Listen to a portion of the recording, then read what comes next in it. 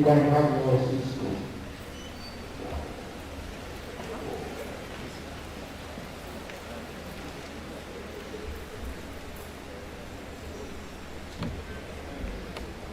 We are here today, the 14th day of September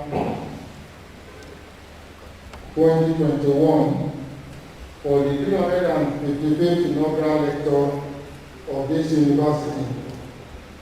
The lecture today will be delivered by Professor Omolola Oladunni Irinoye.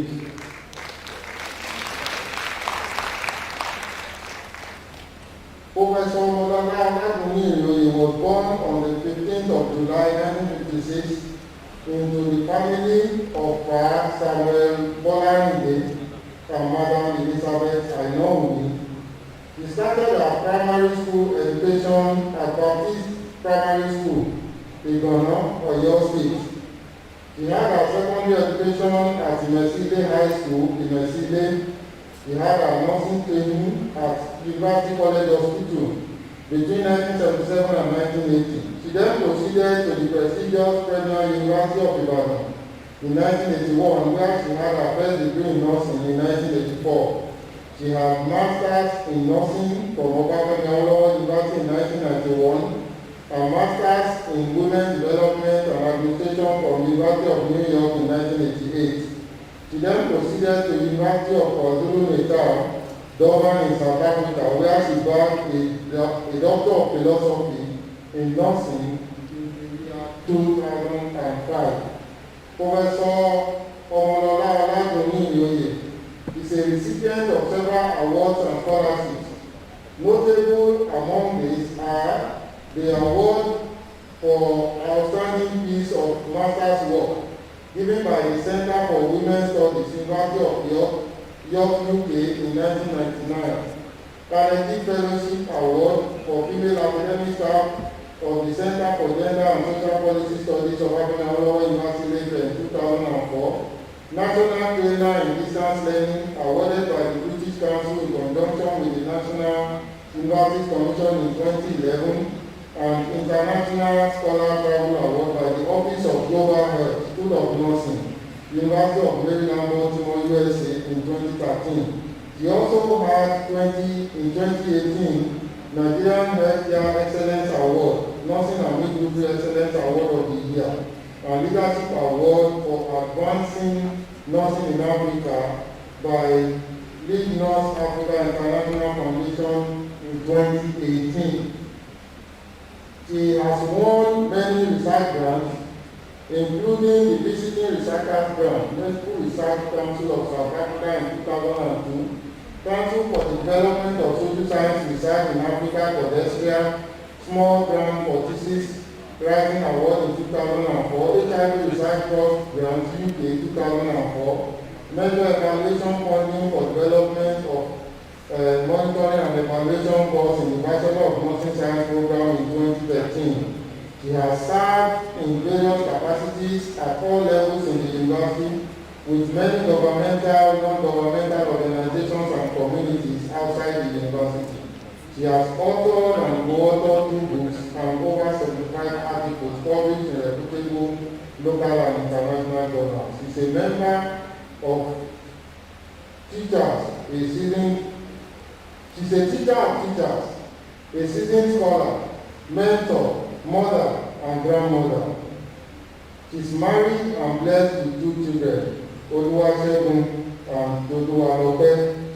We'll listen to Professor Omolola Oladunni Irinoye as she presents the 355th Inaugural Lecture of this university titled Sexual and Reproductive Health Matters, Subjectivity and Objectivity in the Community, Public Health Nurse Practitioners Experience. Over to you, Professor Irinoye.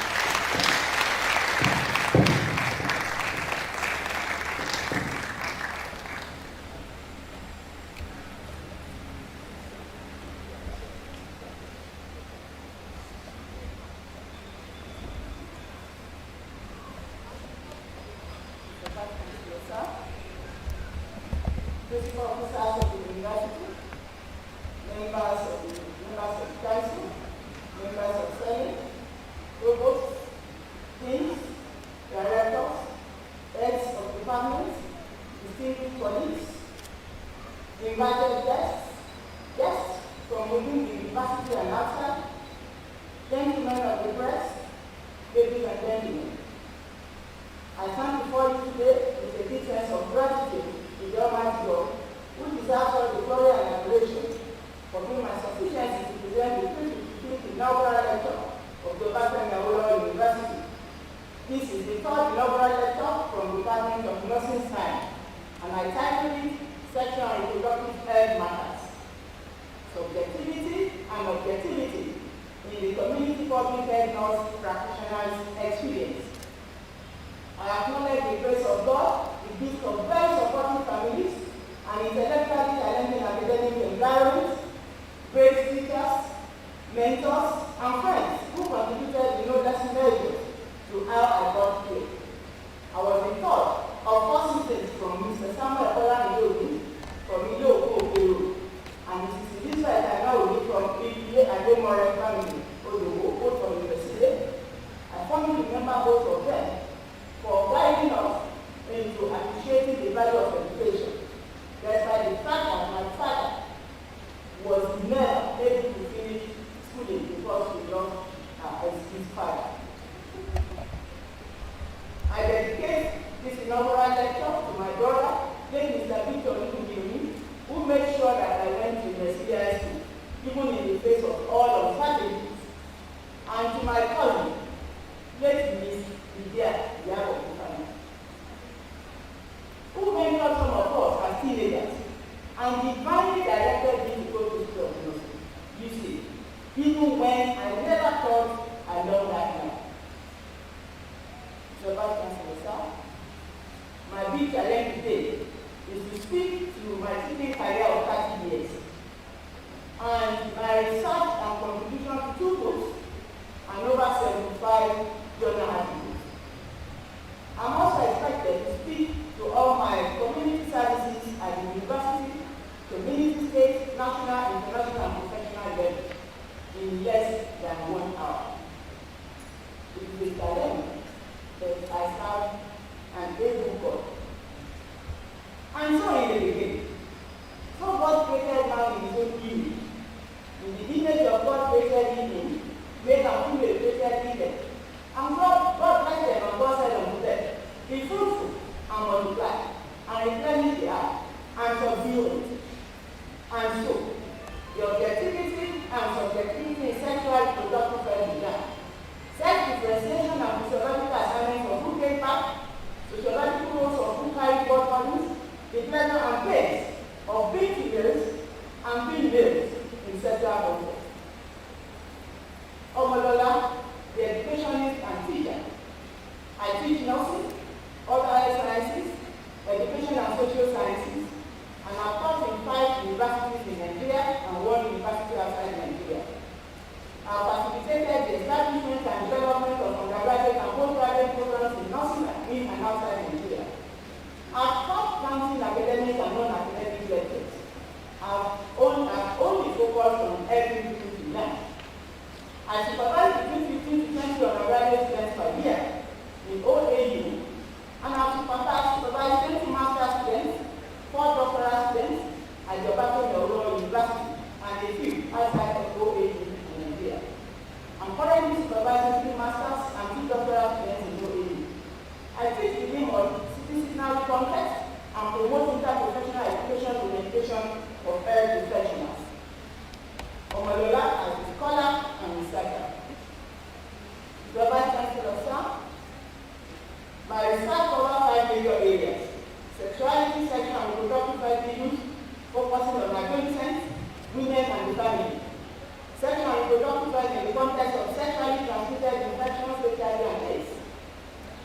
Maternal and childbirth, issues of access and standard of care.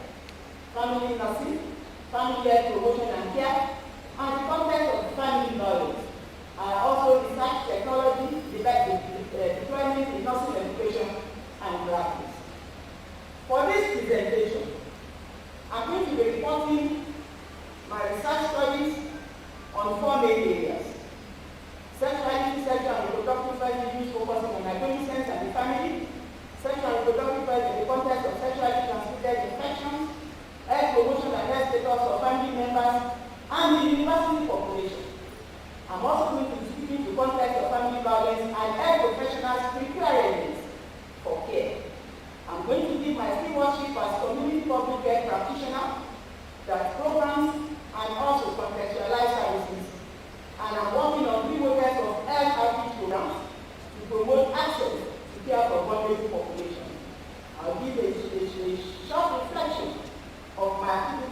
various levels.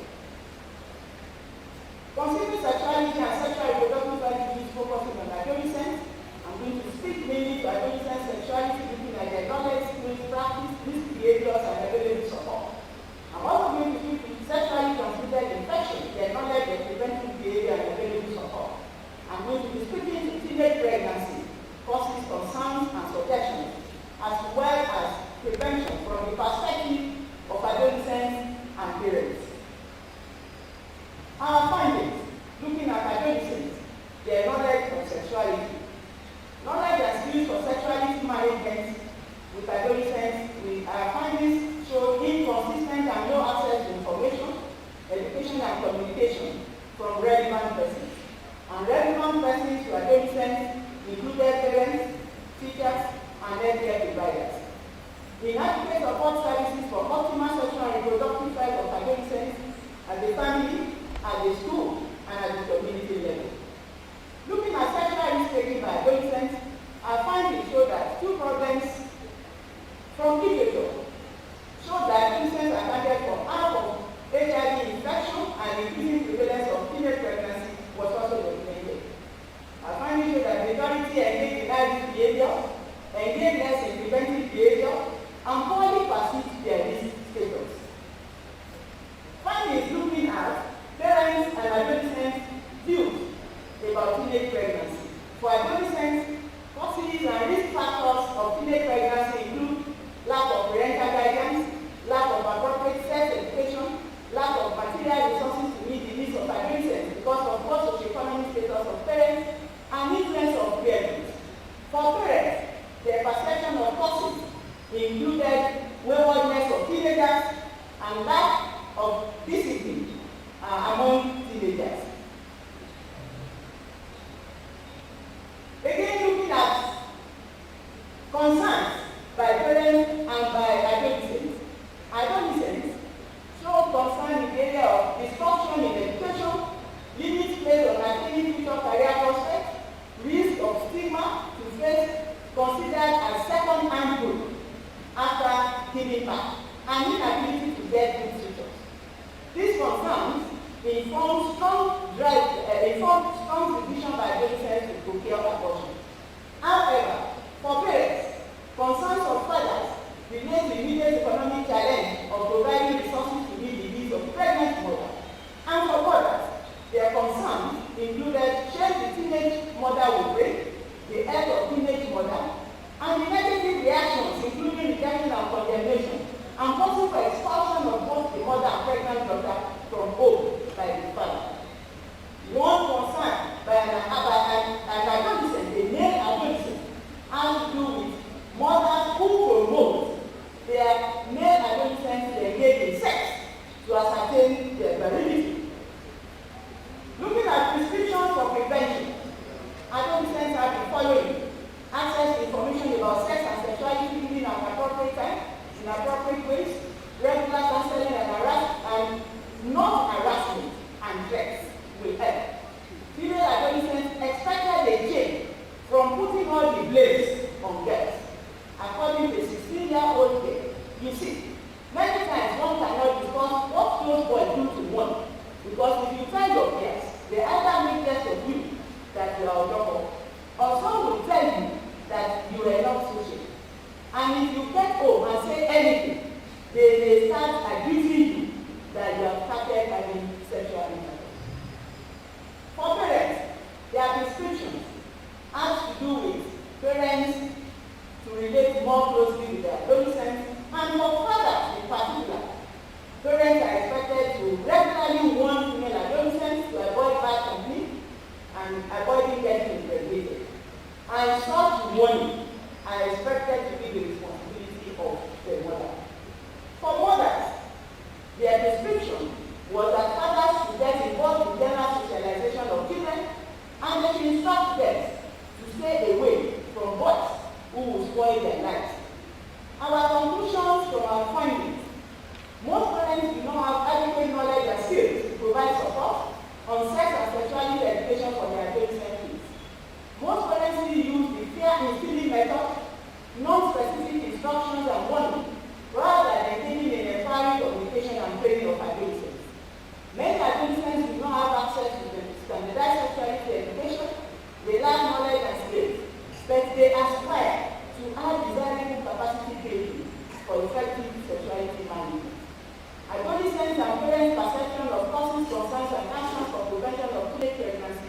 were incongruent, and parents are responding to crises of growing among adolescents in wrong ways.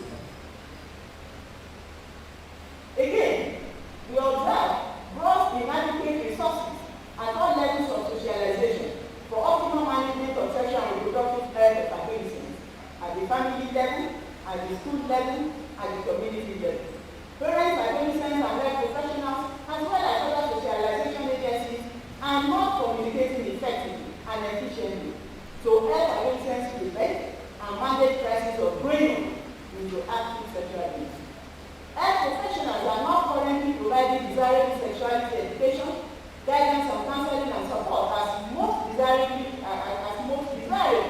especially at the family, at the school, and at the community level. Sexual health matters. What do parents need? Parents need help in the following area. Many parents will rely on the traditional method of giving vague information, threats, and warning. And they are able to offer their kids the needed education and support to successfully navigate the teenage and young adult sexual and reproductive life. Parents need help to acquire knowledge, skills, attitude, and alternative parenting methods quite different from what they experience.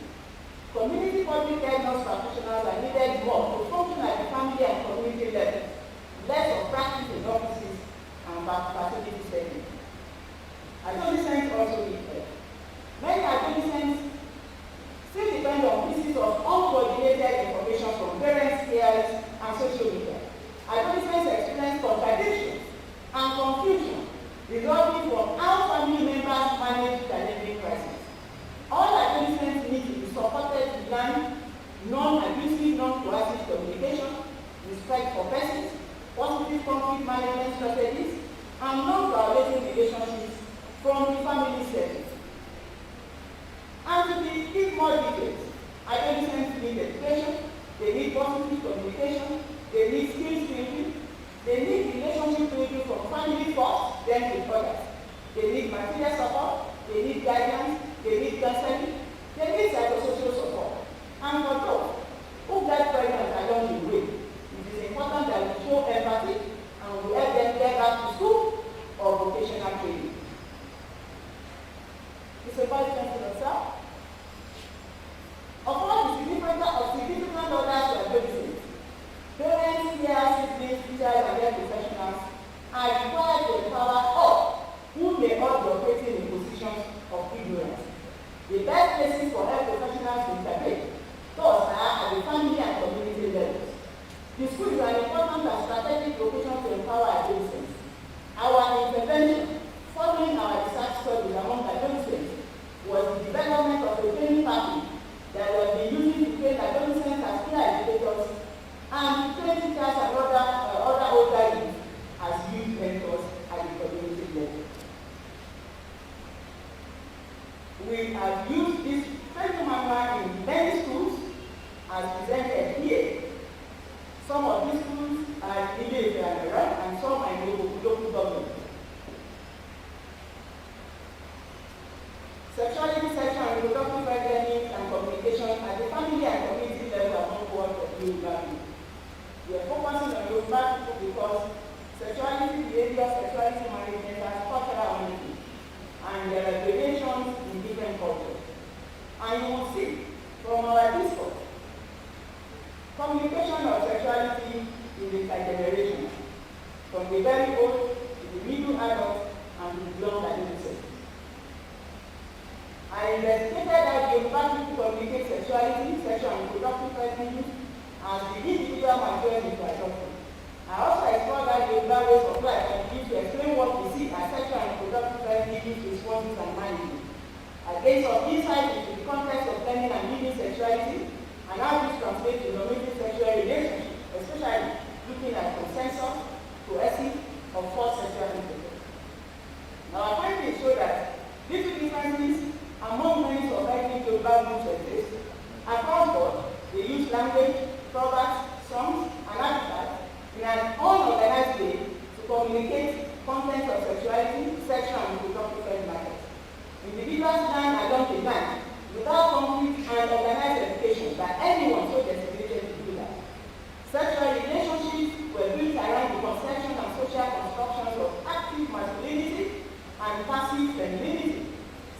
and sexual relationships evolve as a transitional phenomenon. Individuals are expected to learn instinctively as they attain sexual biological maturity and to learn informally from others. No organized and formal education at any point in life.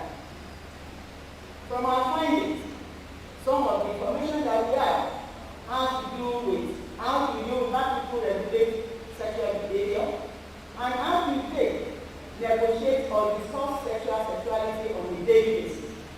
From what they have shown us, we have samples of mobbing and samples of dating that we got in the field as some of the things that people use to control sexual behavior. However, in day-to-day activities, you will see two things that you are packaged constantly in the market. There's a big bag that we use to carry things in the market that is called Parental. And there's a small one that market women use to pack salt and sugar that is called your beef. Among the Yoruba people, some of the languages on a daily basis are just one or two. Which implies mind of business.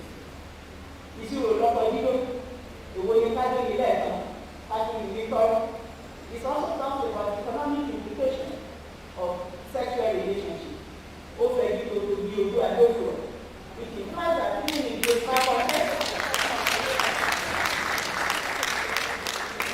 Yoruba context, homosexuality has been identified, documented, even before we get to know about it, with HIV and AIDS. Which implies that to tennis be a tool of transmitting heredity. These are day-to-day communications in Yoruba interactive activities with kids, with young people, without other means of also communicating correct information. Our findings about that inform sexual behavior and studies show a changing conception of femininity, especially among young people that are no longer passive. And this also inform their changing sexual behavior. Relationships moderated by age, economic status, and marriage with women in subordinate position to men, either in socio-sexual relationships. Behavior of men and women were dictated by social role assignment of leadership through economic position for family, and control of sexual acts by the man within the contractual relationship of older men with younger women, with the primary motive of procreation in traditional orientation. In this orientation, it will be very difficult for the woman to negotiate sex. How do Yoruba people perceive and how do they communicate sexual intercourse at the community level? Sexual intercourse is seen as a compulsory act for both men and women, especially as it resulted in procreation, though the initiation and control were part of the social responsibility of the man. Socially, it is socially approved within marriage, but the marital and extramarital relationships were tolerated more for men, but found out for women. Sexual intercourse are used for many purposes, and this includes using sexual intercourse as a tool for sex, as ego booster, used to heighten or improve status, used for economic gain, used to demonstrate love, used for enjoyment, and as a tool of punishment of women by some men. And these are the languages that young people also plan, they grow up with, that they then begin to live on a daily basis, that then becomes sources of problem for us when we're talking about what we need to do to achieve positive sexual health. Knowledge acquisition about sexual relationships and sexual intercourse tended to be inadequate throughout the lifespan. Despite a representation and communication of sexuality and sex in everyday life, there was never a time when individuals, even after marriage, had access to organized, standardized, correct information about sexual intercourse. Broad assumption of what sexual partners know about sexual intercourse was dominant in the population. Our observation showed that over 50% of male and female respondents expressed lack of knowledge in all the 13 identified topic areas for positive sexual health. Sexual behaviors of individuals were regulated through instructions, warnings, and punishment that range from verbal warning to flogging, and then through the use of some traditional medicine, such as modern and motivating, as needs with regards to consensus for sex among men and women. Sexual coercion and violence were generally condemned in the culture from quantitative data. However, sexual coercion and violence was common. Experiences of consensual coercion or forced sexual intercourse and forced sexual experience at the time of our study were similar for both males and females.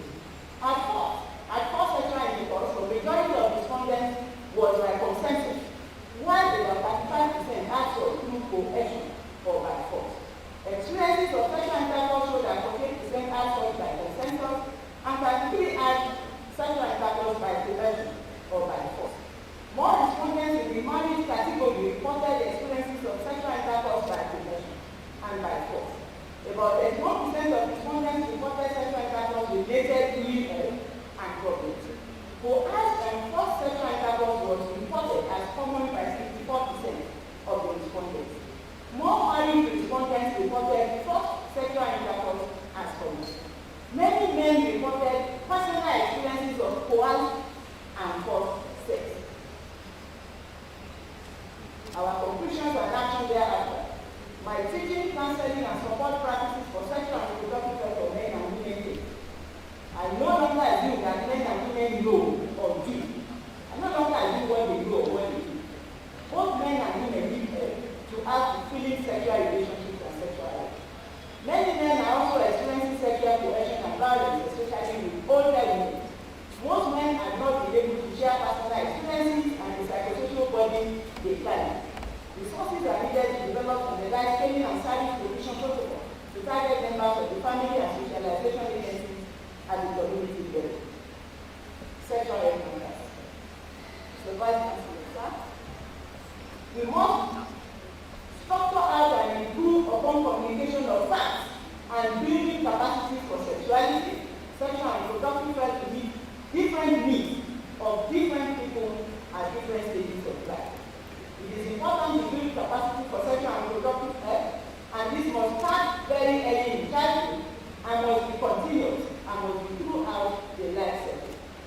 Importantly, health professionals who are learning sexual and reproductive health are needed across the lifespan, and they need to be more than generally, they need to have more than generalist education for them to be able to do what they have to do.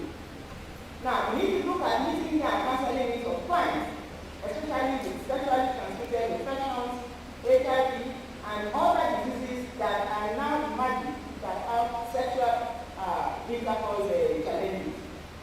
In our study of traditional medical practitioners, we had to study traditional medical practitioners because we realized that many of our clients consult both orthodox and traditional medical practitioners, especially with diseases that they do not get cured. We investigated their awareness, diagnostic methods and treatment, and perceived the effectiveness of treatment of STDs among traditional medical practitioners. Majority of respondents claim information about HIV that they got from their ancestors. All had experiences of treating patients with STIs systematically diagnosed and managed the diseases, and over 40% claim they have treated patients with HIV before the study. Preventive behaviors promoted among the patients included abstinence, chastity, use of condom, performance of some rituals, use of herbal concoctions. All respondents were willing to have additional training, and as high as 70.6% were willing to pay for such training to learn more about HIV. This was a blessing for all. Working at the community level, we may always have to work with traditional practitioners, and their willingness to want to be trained is a motivation that we need to always consider. Now, we also look at care and support among nurses, looking at their knowledge, their attitude, their concerns, especially in the context of caring for people living with HIV and any other diseases that are transmitted. We observe high level of anxiety among healthcare providers in the early stage of HIV, and that they showed high level of anxiety. There was high tendency for nurses to avoid patients diagnosed with living with HIV, and there were loose comments about people caring for people living with HIV. We investigated their knowledge, their attitude, and concerns towards caring for this kind of clients in the teaching hospital. Majority of respondents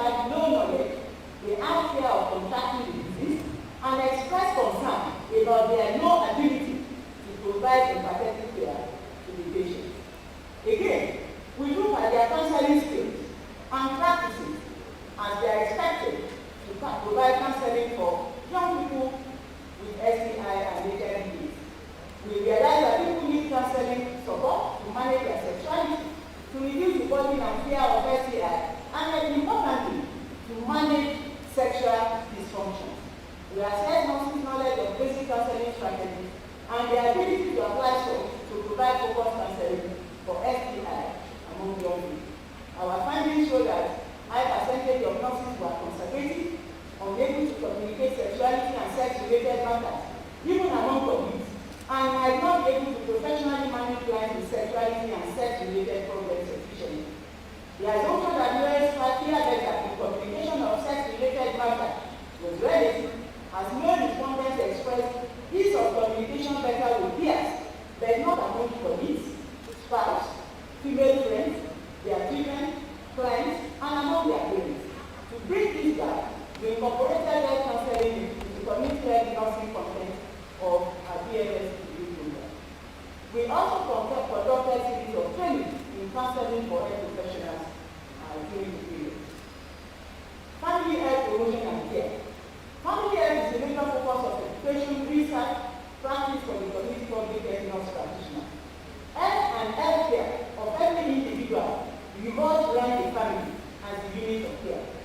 Health and ill health happen at the household level. And the households are the best places where community public health nurses should help families take responsibility for their health. It's also the best place to attend to physical complaints as well as the social complex of health and ill health. Our studies in these areas cover the following listed items: curricular review for family health nursing content in the undergraduate and postgraduate nursing program, health promoting behaviors and health status of family members with focus on prevention of non-communicable diseases, health promoting behaviors among university workers. We were particularly interested in looking at health promoting behaviors of university workers.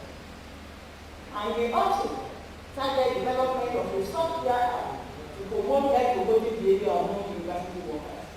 We examine health status of families in the context of the family structure, looking at single and two-parent families and family function. We also look at health status of families and their children, considering their structure and some health indicators. Our findings. Findings from the curricula that we reviewed was used as evidence to review our curricula, especially the postgraduate program.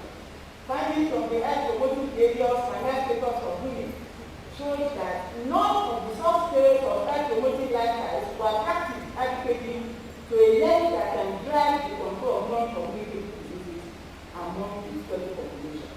There was statistically significant relationship between the BMI and hypertension, supporting the need for health promoting lifestyle intervention programs.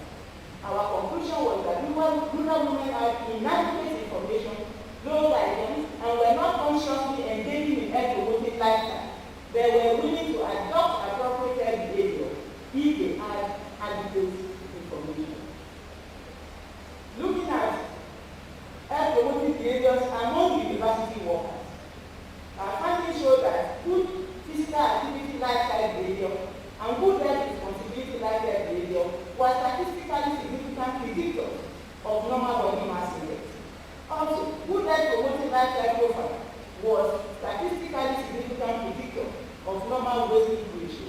Our conclusion was that good health promoting lifestyle behavior, especially in the areas of health responsibility, physical activity, and stress management behavior, are determinants of overweight and obesity, which are major risk factors for development of cardiovascular diseases, type 2 diabetes, and some forms of cancer. To reduce the risk of developing of communicable diseases, we need to develop interventions to improve university employees' health promoting lifestyle objectives. And what we then did was to work on development of the software app to drive health promoting behavior among university workers. The study to develop this software focused on developing and pilot testing a software application that can be used to advance health promoting behavior among university staff. An operational research approach was adopted to develop the model. The result of the pilot testing of the model showed that the model enhanced health promoting lifestyle behavior and improved the health status of staff. We concluded that nurses, especially community public health nursing practitioners, with sound competence in nursing integrative interventions to drive and enhance health-promoting lifestyle behavior and improve health status of workers, not only university workers, but all workers, and other population groups within the family through effective use of ICT. Looking at health status of families in the context of family structures and family function, we look at two-parent families and we look at one-parent families. And our findings show that two-parent families have higher family functioning than one-parent families. Using the BMI classification as measures of assessment, one-parent mothers are healthier than two-parent mothers. For men, less than half of the fathers from both one-parent family and two-parent families had normal BMI, which means that for both one-parent fathers and two-parent fathers, they were not living early. Using the blood pressure classification, findings show that less than half of mothers from one-parent family and two-parent family had normal blood pressure. Among fathers also, less than 50% of one-parent and two-parent family also had normal blood pressure. Briefly, this is a graphic representation looking at the basal metabolic index of mothers for one-parent family and two-parent family, and the same for fathers, looking at one-parent family and two-parent family. Looking at family structure and the aspects of parents and their children, families show that one-parent fathers had the highest score, and thus was the most followed by two-parent fathers and one-parent mothers, while the two-parent mothers had the least status. Status of children from one-parent and two-parent families of each of the 9 principal status domains reveal that mean scores of the children in both families in all the domains were very similar. However, children of one-parent family had slightly lower scores in self-esteem and in role limitation because of professional problems. We recognize the need for additional attention and psychological support for children from one-parent families by community public diagnosis until when we have more family diagnosis as we concede to observations of stigma and stress that such children and their parents tend to face in our society. Now we want to present the context of family violence and preparedness of healthcare providers to care for people experiencing family violence. Our study of senior and secondary school adolescents related on the perceived causes of family violence showed that 60% of adolescents identified 11 of the 12 listed perceived causes of family violence, with adoption as the most common perceived cause in the family. Another study sought to reconcile conception, experiences, and perceived effectiveness of management strategies adopted for intimate partner violence by either married women and men at the community level. Both men and women have their share of experiences of violence that should not be overlooked to stem intergenerational transmission of intimate partner violence. Because 10 and 11 gives you summary of some of our findings. And we observe that men seldom express their experiences of intimate partner violence. Both men and women poorly sought counseling, but the situation was worse for men. Based on our conception of violence among ever married men and women, which is graphical representation. And this really shows us a summary of whether men and women who ever experience intimate partner violence sought for counseling. And we observe that men seldom seek for counseling. Few women that sought for counseling use the talk as a point of receiving counseling. Context of family violence. We did another qualitative exploration of intergenerational views of violence, looking at adolescents, young adults, and older adults. And this was conducted to give understanding to changing conceptions and interpretations, as well as to get prescriptions from these people on what needs to be done to limit family violence. Finally, we stated multiplicity of definitions with no single word for either abuse or violence. That answers were common among parents to children, among husbands to wives, and very common among older siblings to younger siblings. Physical beating of children by parents were reported as very common around them.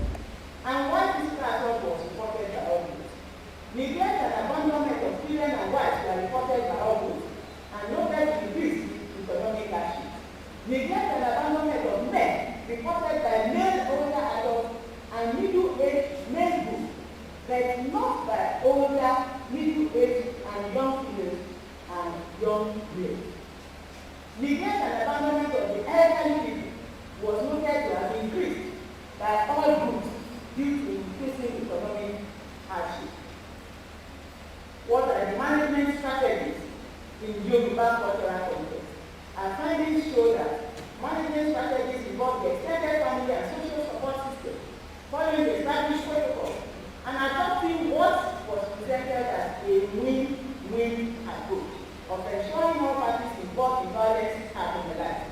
All the groups indicated that all categories of healthcare workers, social workers, law enforcement agents, the judiciary, and other practitioner and social groups did not play significant roles in the prevention and control of family violence.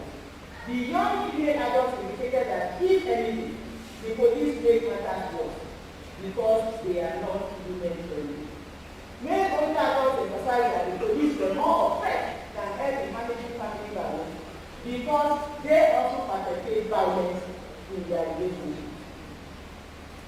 Customary cause was considered better to be used for intervention in managing family violence. They always adopted a method of crisis management of a win-win resolution of crisis, and magistrates and high courts were said to adopt win-lose approach, which was considered unwise in family matters. The win-win approach was more acceptable to participants, as it gave the opportunity for reflection and self-restraint on the individuals involved in prevention and warfare. The social welfare officers and healthcare workers were recommended as people to make the issue of family violence visible and actionable. Nurses need to be empowered to identify individuals and families at risk to keep views of ongoing violence occurring in the family to provide care and coordinate innovative intervention. Our families, what do we expect our families to be there? For us to prevent violence, for us to help people manage their sexuality, we need families that are friendly, we need to avoid families that are destructive. Healthcare providers require to detect and manage family violence.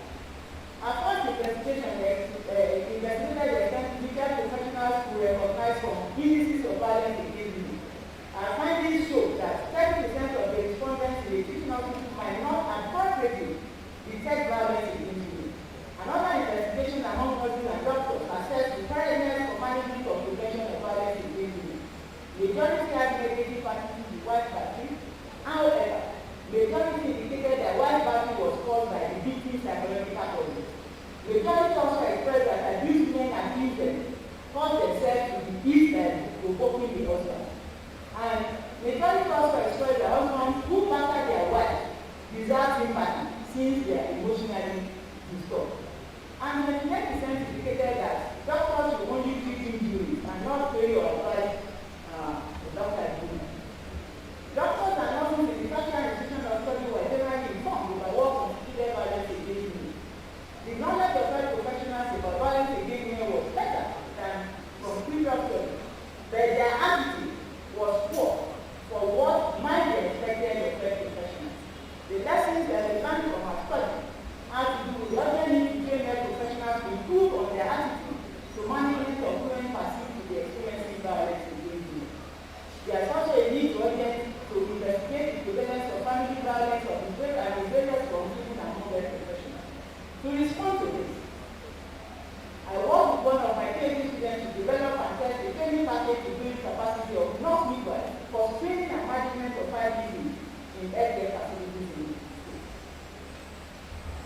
My community public health nurse practitioners role in provision of vulnerable populations, provision of service to vulnerable populations through medical outreach. I've tried to work within three models of care. The first model brings about getting institutional and community to work together as partners to support healthcare to very vulnerable populations. And in doing this, a team of OAU healthcare providers work with a community-based organization in the National Consultative Association to provide healthcare to vulnerable populations over time on several occasions. This organization is still open to continue with this model of supporting healthcare to vulnerable populations at the community level. Another model that I've worked with is to work within an NGO, mobilize health professionals and volunteer-driven model that has also for vulnerable populations in very rural communities. The third model that I call the receiving model as international and global collaboration for a community-oriented services to support vulnerable populations in the community. And this has transited to a community-initiated healthcare support partnership model, where members of the community continuously contribute funds to support healthcare to every community members of that community. My stewardship as professional leader and as administrator, I've served in various capacities at the departmental level, at the faculty level, and at the college level. And I've also served in the university beyond the regular statutory memberships of panel, committees, and boards. And my last appointment with serving in the university was when I was all mistress of Mozambique between 2011 and 2016. I also engaged in other intellectual engagement, and to support my intellectual growth, I've attended over 97 knowledge and capacity building sessions of conferences, workshops, and seminars between 1991 and 2021. I also served as a member of the editorial board and reviewer to some journals as listed. Leading programs and service support in HIV care in OAU and OHAC. I served within the African Youth Research Network,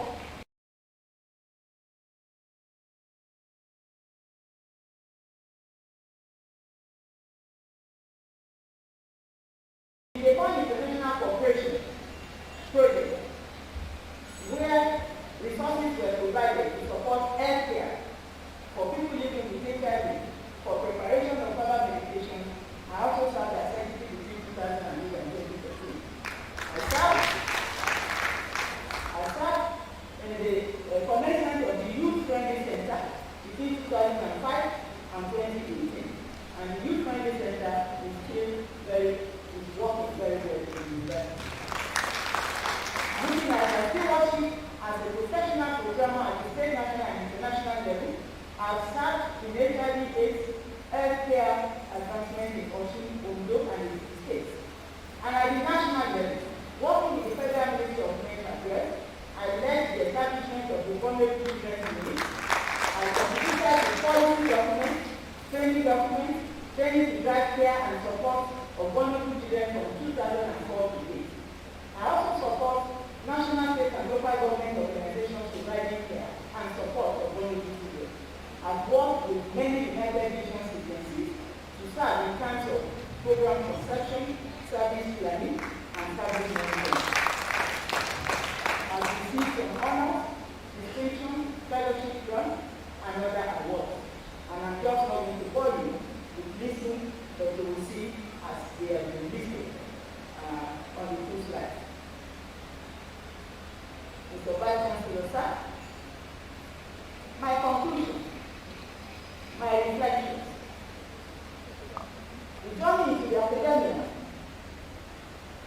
to be exciting, to be challenging, to be stimulating, and demanding, but will also be fulfilling with the availability of resources to function. As I experience all this as an educationist and teacher,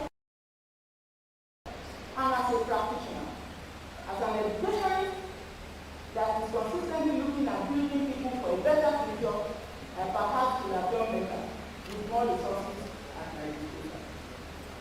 In many countries of the world, nurses desire education facilitate quality and better access to health promotion, disease prevention, rehabilitation, family-focused care through the advanced nurse practice program, and utilizing the clinical nurse specialists to improve access to quality care in various subspecialties in hospital care.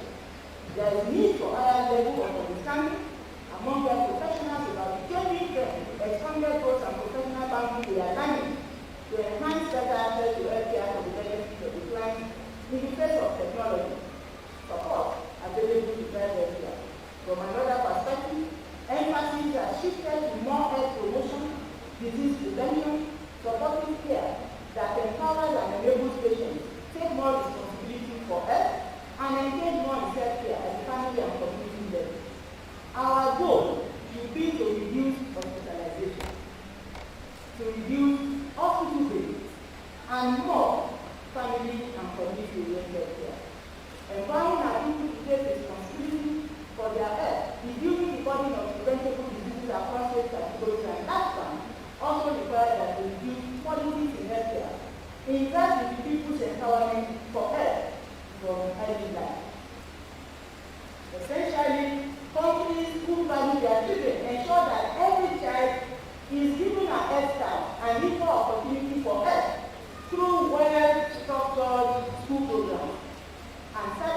and support are provided that enables the child to learn and master sexuality and sexual health with the efficient use of trained school nurses who work with schools and families.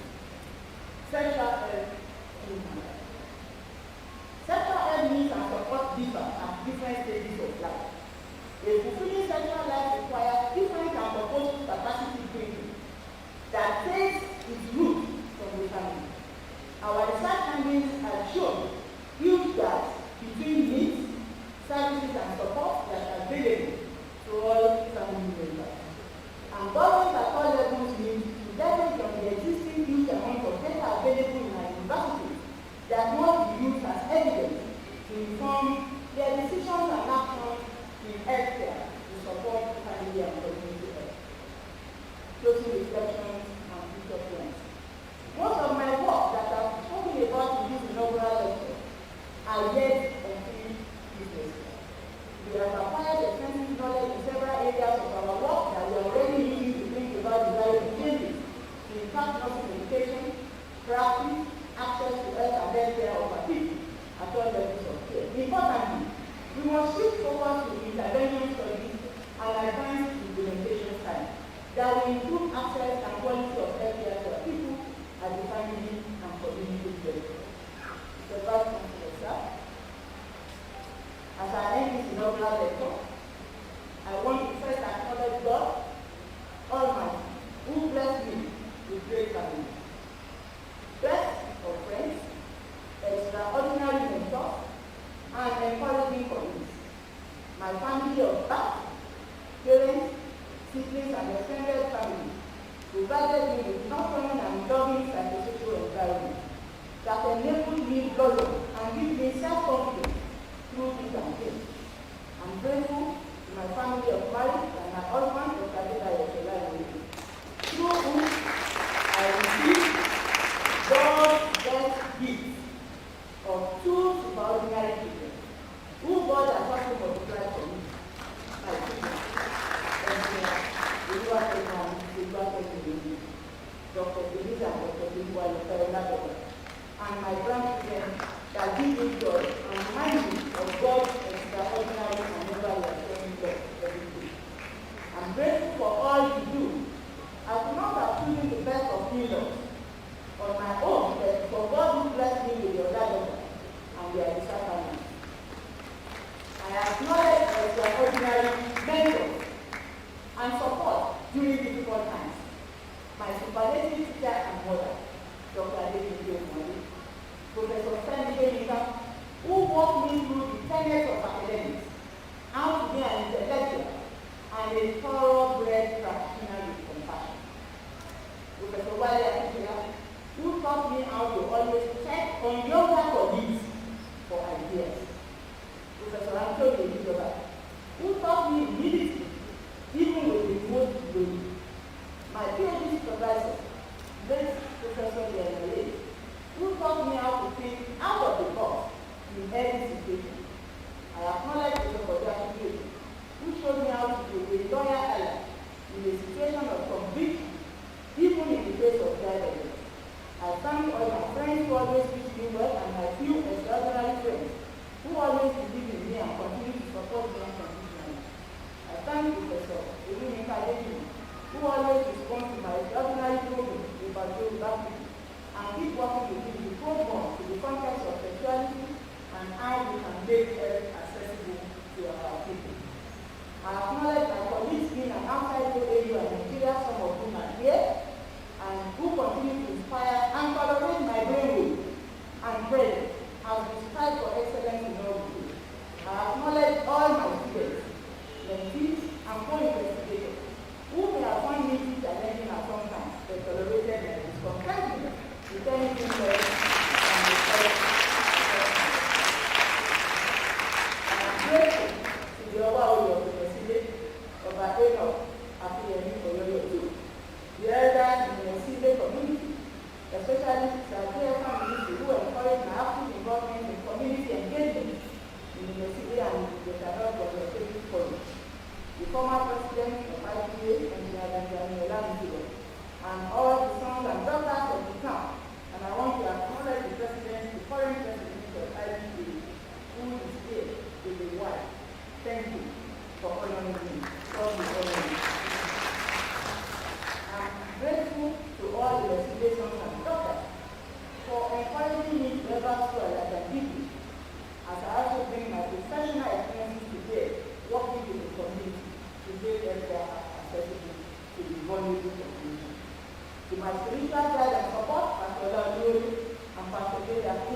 to you. I'm grateful for the reassurances, prayers of faith, and your counsel that continue to serve as a divine of Christian in very difficult times. With many individuals who have contributed to the success of this inaugural lecture, and the team that organized everything under the leadership of Prof. Oladunni, I am grateful beyond me. And I pray for God on many ways to know your life and labor. To this great university and the management, who over the years has given me the platform to excel in my chosen career, the Vice Chancellor, sir, I am grateful. So then, it is not of him that giveth, nor of him that runneth, but of God that hears me. The Lord is immortal, the invisible, the one that continues to show me mercy, who has kept me and taken me through it all. I am eternally grateful. Thank you.